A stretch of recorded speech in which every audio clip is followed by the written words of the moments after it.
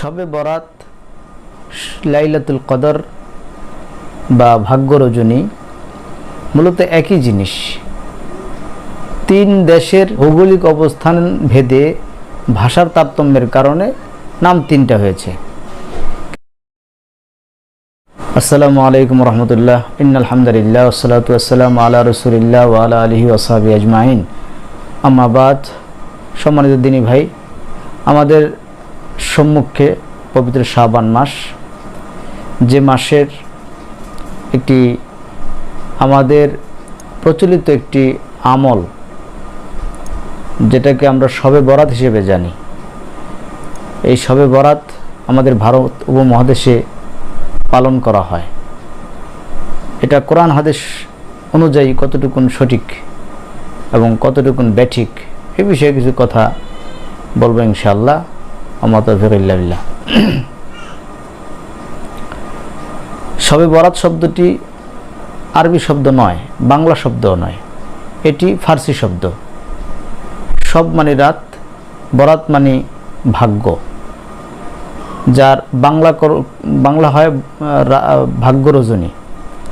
আর যদি এটাকে আমরা আরবিতে ট্রান্সলেট করি তাহলে এর অর্থ দাঁড়ায় লাইলাতুল কদর। অর্থাৎ লাইলাতুন শব্দের অর্থ হচ্ছে রাত, কদর মানে ভাগ্য। তাহলে লাইলাতুল কদরি শব্দের অর্থ হচ্ছে বাংলায় ভাগ্য রজনী আর ফার্সিতে শবে বরাত। তো এই শবে বরাত বা লাইলাতুল কদর মূলত একই জিনিস। যেমন আমরা পানিকে পানি বলি, এরপরে ইংরেজিতে ওয়াটার বলা হয় আর আরবিতে মাউন বলা হয়। তাইলে জিনিস একই, নাম তিনটা ভিন্ন। শবে বরাত, লাইলাতুল কদর বা ভাগ্য রজনী মূলত একই জিনিস। তিন দেশের ভৌগোলিক অবস্থান ভেদে ভাষার তারতম্যের কারণে নাম তিনটা হয়েছে। কিন্তু আমাদের দেশে শবে বরাত মনে করা হয় শাবানের মধ্যরাতে, আর শবে কদর ধরা হয় রমজানের 27 রাতে। তো এই যেই শাব্দিক বিভ্রাটের কারণে আমাদের দেশে একই জিনিস 2 মাসে 2টা চলে গেল, 2 মাসে 2বার পালন করা হয়। এটা কেন? এটা বুঝি না। এটা আসলে আমাদের আলেমদের মাঝেই এই বিষয়গুলো খোলাসা হওয়া দরকার, এই বিষয়টা পরিষ্কার হওয়া দরকার যে আসলে শবে বরাত আর শবে কদর একই জিনিস, শুধু ভাষাগত পার্থক্য। তো এটা যে শাবান মাসে না, এটা যে রমজান মাসে, সেটা প্রমাণ কোরআনেই রয়েছে। যেমন সূরাতুল দুখানে আল্লাহ তাআলা বলেন যে ইন্না আনজালনাহু ফি লাইলাতিন মুবারাকা ইন্না কুন্না মুনজিরিন ফিহা ইউফরাকু কুল্লু আমরিন হাকিম। তো এখানে আল্লাহ তাআলা বললেন যে নিশ্চয় আমি বরকতময় রাতে কোরআন নাজিল করেছি, আর এই রাতে গুরুত্বপূর্ণ বিষয়গুলোকে স্থিরীকৃত করা হয়। যে কথাটা সূরাতুল কদরে উল্লেখ আছে, ইন্না আনজালনাহু ফি লাইলাতিল কদর, আমি এই কোরআন নাজিল করেছি কদরের রাতে। ওখানে বলা হলো কোরআন নাজিল করা হচ্ছে বরকতময় রাতে, আর এখানে বলা হলো কোরআন নাজিল করা হয়েছে কদরের রাতে। তাহলে রাত একটাই, বরকতময় রাত যেটা, ওইটাই কদরের রাত। আর ওই রাতেই আপনার গুরুত্বপূর্ণ বিষয়গুলোকে স্থিরীকৃত করা হয়, অর্থাৎ ভাগ্য নির্ধারণ করা হয়, গুরুত্বপূর্ণ বিষয়ের ভাগ্যটা নির্ধারণ করা হয়। যে কথাটা কদরই আছে, যেমন তানাজ্জালুল মালাইকাতু ওয়ার রূহু ফিহা বিইذনি রাব্বিহিম মিন কুল্লি আমর, যে সেদিন আসমান থেকে ফেরেশতা এবং রূহ অবতীর্ণ হয়, অর্থাৎ জিবরাইলের নেতৃত্বে ফেরেশতাগুলো অবতরণ করেন আল্লাহর পক্ষ থেকে গুরুত্বপূর্ণ বিষয় নিয়ে। গুরুত্বপূর্ণ বিষয়গুলো নিয়ে তিনি নাজিল হন। কথাটা এখানে সূরাতুল কদরে উল্লেখ করা আছে। তার মানে সূরা দুখান এবং সূরাতুল কদর দুটোটাই একই কথা উল্লেখ করা আছে। এখন আমরা জানব যে এই শবে কদর বা লাইলাতুল কদর বা শবে বরাত এটা আসলে কোন মাসে?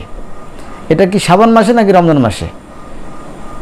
কোরআন নাজিল হয়েছে বরকতময় রাত বা কদরের রাত। তা কদরের রাতটা কোন মাসে? এটা আমরা দেখি আপনার ইসের থেকে, কোরআনেই এর ঘোষণা দেওয়া আছে, সূরাতুল বাকারা, শাহরু রমাদান আল্লাযী উনজিলা ফীহিল কুরআন হুদাল লিন-নাস ওয়া বায়্যিনাতিন মিনাল হুদা ওয়াল ফুরকান ফামান শাহিদা মিনকুমুশ শাহরা ফালিয়াসুম। যে এই সেই রমজান মাস, যে মাসে কোরআন নাজিল করা হয়েছে মানুষের হেদায়েতের জন্য এবং সত্য মিথ্যাকে পার্থক্য করার জন্য। তোমরা যদি এই মাসকে তোমাদের জীবদ্দশায় পাও তাহলে এই মাসে তোমরা সিয়াম পালন করবে। তাহলে রমজান মাসে কোরআন নাজিল হয়েছে। আবার আল্লাহ বললেন লাইলাতুল কদরের রাতে কোরআন নাজিল হয়েছে। দোকানে বলা হলো বরকতময় রাতে কোরআন নাজিল হয়েছে। বরকতময় রাত আর কদরের রাত একই রাত, আর এই রাতটি রয়েছে রমজান মাসে। আল্লাহ নবী সাল্লাল্লাহু আলাইহি সাল্লামের অনেকগুলো হাদিস থেকে আমরা এর প্রমাণ পাই। আল্লাহ নবী সাল্লাল্লাহু আলাইহি সাল্লাম শবে কদরকে তালাশ করতেন রমজানের শেষ দশকের বেজর রাতে। শবে কদর তালাশ করতেন, 27 তারিখে এটা তালাশ করতেন না। হতে পারে 27 তারিখ, কিন্তু যে কোনো বেজর রাতেই হতে পারে। এই হলো শবে কদর গেল এটা। তাহলে আমরা শাবানের মধ্য রজনীকে শবে বরাত বলবো না, বরং রমজানের শেষ দশকের বেজর রাত, যে কোনো বেজর রাতকে আমরা শবে কদর বলবো বা শবে বরাত বলবো বা লাইলাতুল কদর বলবো। এই গেল এই বিষয়। এখন শাবানের মধ্য রজনী, এই বিষয়ে কি কোরআন হাদিসে কোনো ডিরেকশন বা নির্দেশনা আছে কিনা? হ্যাঁ আছে। শাবানের মধ্য রজনীর ব্যাপারে হাদিসে আল্লাহ নবী সাল্লাল্লাহু আলাইহি ওয়াসাল্লাম স্পষ্ট উল্লেখ করেছেন। তিনি বলেন, হাদিসটি বর্ণনা করেছেন আবু মুসা আশআরী রাদিয়াল্লাহু তাআলা আন, তিনি আনি নবী সাল্লাল্লাহু আলাইহি ওয়াসাল্লাম, আল্লাহ নবী সাল্লাল্লাহু আলাইহি ওয়াসাল্লাম থেকে বর্ণনা করেন, কল, তিনি বলেন যে ইন্নাল্লাহা লা ইয়াত্তালিউ ফি লাইলাতিন নিসফি মিন শাবান, নিশ্চয়ই আল্লাহ সুবহানাহু ওয়া তাআলা শাবানের মধ্য রাতে বান্দাদের প্রতি বিশেষ দৃষ্টি প্রদান করেন, বিশেষভাবে বান্দাদের কাছে নিজেকে প্রেজেন্ট করেন। আর তিনি কি করেন? ফায়াগফিরু লিজামিইল খালক, এই রাতে সমস্ত সৃষ্টি জগতের সৃষ্টিকে আল্লাহ মাফ করে দেন। ইল্লা লিমুশরিকিন আও মুশাহিন, শুধু মুশরিক এবং হিংসুক ব্যতীত, যার মধ্যে হিংসা রয়েছে, এই দুই শ্রেণীর লোক ব্যতীত সকল মানুষদেরকে আল্লাহ এই রাতে মাফ করে দেন। তো এই হাদিসে কিন্তু শুধু আল্লাহ তাআলা মাফ করে দেন এই ঘোষণা রয়েছে, শুধু দুই শ্রেণীর ব্যক্তি ছাড়া।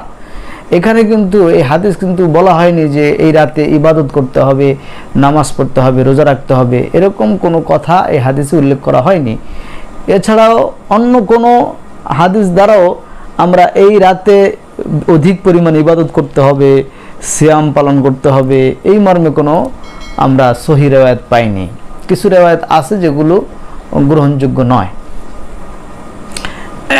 এখন বিষয়টা হলো গ্রহণযোগ্য নয় বলতে হাদিসগুলো জয়ীফ, কিছু আছে জাল হাদিস। এখন আমরা এই যে এই রাতে, বিশেষ করে ইসলামে তো কোনো নির্দিষ্ট করে কোনো রাতের বা কোনো দিনের ইবাদত নেই, শুধুমাত্র দুইটা দিন ব্যতীত, একটা হলো ঈদুল ফিতর, ঈদুল আজহা। এই দুই দিন ব্যতীত নির্দিষ্ট করে কোনো ইবাদত ইসলামে নেই বা কোনো দিবস পালন ইসলামে নেই। এখন আপনি যদি থাকতো তাইলে এত গুরুত্বপূর্ণ রাত লাইলাতুল কদর, এইটাই আমাদের কাছে নির্দিষ্ট না, অনির্দিষ্ট। এখানে বেজর রাতের যে কোনো একটি বেজর রাত হতে পারে, এ ব্যাপারে আমরা কেউ সঠিক তথ্য জানি না। আল্লাহ এটা গোপন রেখেছেন। এত বড় গুরুত্বপূর্ণ রাত, সেটাই আল্লাহ যেহেতু গোপন রেখেছেন, তাইলে অন্যান্য রাতের বেলায় তো আর স্পষ্ট হওয়ার কোনো সুযোগই নেই। সুতরাং আমরা বলতে পারি যে নির্দিষ্ট করে কোনো রাতের ইবাদত করা, এটা ইসলাম সমর্থন করে না। এখন এই 15ই শাবানের রাতে আমরা যে মসজিদে তসবিহ তাহালিল নিয়ে একত্র হয়ে সারা বছর নামাজ পড়ি না, ওই দিন গিয়া নামাজের জন্য জড়ো হলাম, এই যে কাজগুলো আমরা করি, এরপরে এছাড়াও এটা কেন্দ্রিক আরও অনেকগুলো কাজ আছে, যেগুলো হালুয়া রুটি বানানো, গোসল করা, প্রতি পানির ফোঁটায় ফোঁটায় সওয়াব হবে, গুনাহ ঝরে যাবে, প্রতি মসজিদে আসার পরে প্রতি কদমে কদমে নেকি হবে। এই যে এই ধরনের ভ্রান্ত যে ধারণাগুলো আছে, এগুলো সম্পূর্ণ ভিত্তিহীন বানোয়াট কথা, যার কোনো ভিত্তি ইসলামে নেই। এবং এই রাতে যে নির্দিষ্ট করে কোনো ইবাদত করতে হবে, এই মর্মেও কোনো দলিল নেই। তবে যারা নিয়মিত তাহাজ্জুদের সালাত আদায় করেন, তারা নিয়মিত যেমনি তাহাজ্জুদের সালাত আদায় করতেন, এই রাতেও তারা করবেন, তাহাজ্জুদ পড়বেন, তাদের জন্য কোনো সমস্যা নেই। কিন্তু সারা বছর কোনোদিন তাহাজ্জুদ পড়িনি, এই রাতেই আমাকে তাহাজ্জুদ পড়তে হবে বা অতিরিক্ত নফল ইবাদত করতে হবে, এই টেন্ডেন্সি আমাদের থাকাটা ঠিক নয়। এতটুকুন আমরা বলতে পারি যে এই রাতে আল্লাহ সুবহানাহু ওয়া তাআলা যেহেতু সকল সৃষ্টিকে মাফ করার ঘোষণা দিয়েছেন, যদি কেউ মনে করে আমার শিরক রয়েছে, আমার অন্তরে হিংসা রয়েছে, এই ধরনের যদি কোনো থাকে, তাহলে সে ব্যক্তিগতভাবে পার্সোনালভাবে সে নিজের ঘরে বসেই আল্লাহর কাছে তওবা করবে। এক্ষেত্রে সে 2 রাকাত নফল নামাজ পড়ে হতে পারে, অথবা কোরআন তেলাওয়াত করে হতে পারে, অর্থাৎ খালেস দিলে নিজেকে তওবা করে আল্লাহর কাছে মাপ চাইতে হবে। যদি মাপ চায় তাহলে হয়তো আল্লাহ এটাকে, তার এই পিছনের গুনাহগুলোকে আল্লাহ মাফ করে দিবেন, বা এই রাতে আল্লাহ যাদেরকে মাফ করার ঘোষণা দিয়েছেন তাদের অন্তর্ভুক্ত তাকে করে নেবেন, এই হতে পারে। কিন্তু সারা মহল্লার মানুষ, সারা গ্রামের মানুষ সব মসজিদে এসে জড়ো হবে, একত্রে সালাত আদায় করবে, একত্রে এই করবে, জিকির আজকার করবে, মসজিদের মধ্যে তালে তাল মিলাইয়া সুরে সুর মিলাইয়া জিকির করবে, এই মর্মে কোনো আমাদের কাছে কোনো দলিল নেই। যারা কন্টিনিউ নিয়মিত তাহাজ্জুদের সালাত আদায় করেন তারা করবেন, যারা কন্টিনিউ নফল ইবাদত করেন তারা করবেন, এটা তাদের ব্যাপার। কিন্তু মসজিদে এসেই করা লাগবে, এটা ঠিক নয়। আরেকটি কথা সেটা হলো সিয়ামের বিষয়টা। সিয়ামটা আপনার শাবান মাসে আল্লাহ নবী সাল্লাল্লাহু আলাইহি ওয়াসাল্লাম শাবানের শুরু থেকেই সিয়াম পালন করা শুরু করতেন, এবং এই সিয়ামটা একাধারে তিনি কন্টিনিউ করতে থাকতেন, প্রায় একদম শাবানের শেষ পর্যন্তই সিয়াম রাখতেন। 20টা পর্যন্ত রাখতেন, 22টা পর্যন্ত রাখতেন, কখনো কখনো 15টা রাখতেন। তবে আবু হুরায়রা থেকে হাদিস বর্ণিত রয়েছে যে মধ্য শাবানের পরে আর তোমরা সিয়াম রাখবে না, এটা আল্লাহ নবী সাল্লাল্লাহু আলাইহি ওয়াসাল্লামের বক্তব্য। মধ্য শাবানের পরে আর তোমরা সিয়াম পালন করবে না। তবে যারা শেষের দিকে সিয়াম পালন করে প্রতি মাসে অভ্যস্ত তারা করবেন। আর কম হইলেও যারা একেবারেই রাখে না শাবান মাসে সিয়াম, তাদের বেলায়ও শাবান মাসে সিয়াম রাখার ব্যাপারে হাদিস রয়েছে সহিহুল মুসলিম। ইমরান ইবনে হুসাইন রাদিয়াল্লাহু তাআলা আনহু হতে বর্ণিত, তিনি বলেন যে আল্লাহ নবী সাল্লাল্লাহু আলাইহি ওয়াসাল্লাম ক্বালা লাহু, আমাকে অথবা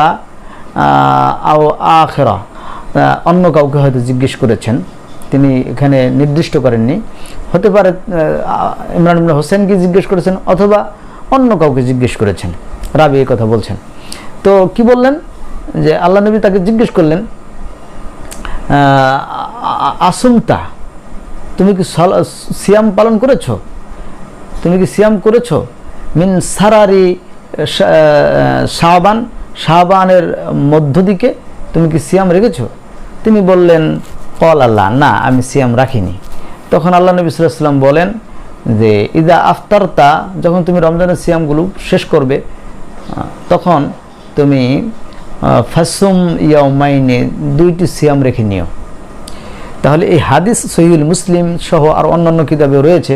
তো এই হাদিসে স্পষ্ট বোঝা যাচ্ছে যে মধ্য শাবানের আগে হোক বা শুরুতে হোক বা একেবারে মধ্য শাবানেই হোক, 2টা রোজা রাখা এটা রাসূলুল্লাহ সাল্লাল্লাহু আলাইহি ওয়াসাল্লামের নির্দেশ, তিনি সাহাবীকে নির্দেশ করেছেন। এমনকি আল্লাহ নবী সাল্লাল্লাহু আলাইহি ওয়াসাল্লাম সহ সাহাবা আজমাইনদের একটা নিয়মিত আমলই ছিল এটা, তারা শাবান আসলে একাধারে সিয়াম রাখতেন 15ই শাবান পর্যন্ত। অতএব এটা সুন্নাত, এটা করবে। তবে ওই সবে বরাত মনে করে এই রাতে ইবাদত করতে হবে এবং এই দিনে রোজা রাখতে হবে, এই মনে করে রাখাটা ঠিক নয়। কিন্তু শাবানের ফজিলত হিসেবে শাবান মাসে আল্লাহ নবী সিয়াম পালন করতেন, সেই হিসেবে আপনি এই মাসের শুরুতে হোক, মাঝামাঝি হোক, অথবা 10টার দিকে হোক বা 5টার দিকে হোক, আপনি 2টা সিয়াম রেখে নেবেন, যে সময়ে হোক। শুরু থেকে মধ্য শাবান পর্যন্ত এই সময়ের মধ্যে 2টা সিয়াম আপনি যে কোনো সময় রাখতে পারেন, অথবা পুরোটাই রাখতে পারেন, অথবা কিছু রাখতে পারেন, 3টা রাখতে পারেন, 4টা রাখতে পারেন, 5টা রাখতে পারেন, আপনার ইচ্ছা। তো শাবানের শুরু থেকে মধ্য শাবান পর্যন্ত কিছু সিয়াম রাখা আল্লাহ নবী সাল্লাল্লাহু আলাইহি সাল্লামের সুন্নাহ, এই হলো বিষয়। এটা হাদিস দ্বারা স্পষ্ট প্রমাণিত। কিন্তু যে হাদিসগুলো রয়েছে যে এই রাতে আল্লাহ তাআলা, অর্থাৎ মধ্য শাবানের রাতে আল্লাহ তাআলা প্রথম আকাশে আসেন, সকল বান্দাদেরকে ডেকে বলেন, হ্যাঁ, ক্ষমা চাইতে বলেন, তার কাছে চাইতে বলেন, তার কাছে ইস্তেগফার চাইতে বলেন, দোয়া করতে বলেন, এই ধরনের যে হাদিসটা আছে, এই হাদিসটা একেবারেই জয়ীফ, গ্রহণযোগ্য নয়। কেননা এর বিপরীতে যে হাদিসটি সহিহুল বুখারীতে রয়েছে, হাদিসটি আবু হুরায়রা রাদিয়াল্লাহু তাআলা আনহু হতে বর্ণিত। তিনি বলেন, আনি নবী সাল্লাল্লাহু আলাইহি ওয়াসাল্লাম কল,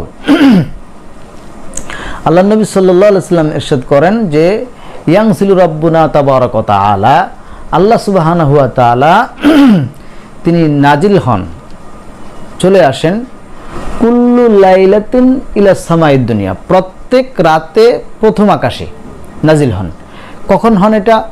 হিনা ইয়াবকা সুলুসুল লাইলিল আখির, প্রত্যেক রাতের 3 ভাগের শেষ ভাগে, 2 ভাগ অতিক্রান্ত হয়ে যাওয়ার পরে শেষ ভাগে আল্লাহ সুবহানাহু ওয়া তাআলা প্রথম আকাশে নেমে আসেন এবং তিনি ফায়াকুলু, তিনি বলেন বান্দাদেরকে ডেকে, মাইয়াদউনি, কে আমাকে ডাকবে, ফাস্তাজিবা লাহ, আমি তার ডাকের সাড়া দেব।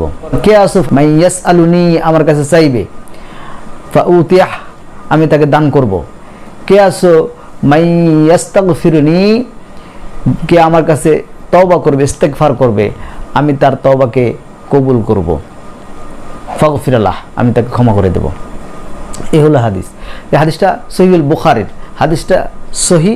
এর বিপরীতে যে হাদিসটা আছে যে সবে মানে মধ্য শাবানের রাতে আল্লাহ নাজিল হন, কিন্তু এই হাদিসে আল্লাহ বলছেন যে আমি আল্লাহ প্রত্যেক রাতেই নাজিল হন, প্রত্যেক রাতেই আল্লাহ প্রথম আসমানে 3 ভাগের 1 ভাগ বাকি থাকতে নেমে আসেন। তো এই হাদিসটা আর ওই হাদিসটার মধ্যে কতটা ডিফারেন্ট। অতএব আমরা যেটা সহি বুখারীতে বর্ণিত হাদিস রয়েছে, এই হাদিসের মোকাবেলায় আমরা ওই হাদিসটাকে গ্রহণ করতে পারি না। অতএব এটাই হলো আমাদের জন্য অধিক কল্যাণের ব্যাপার যে আল্লাহ সুবহানাহু ওয়া তাআলা প্রত্যেক রাতেই নেমে আসেন, বছরে 1 দিন নেমে আসেন না।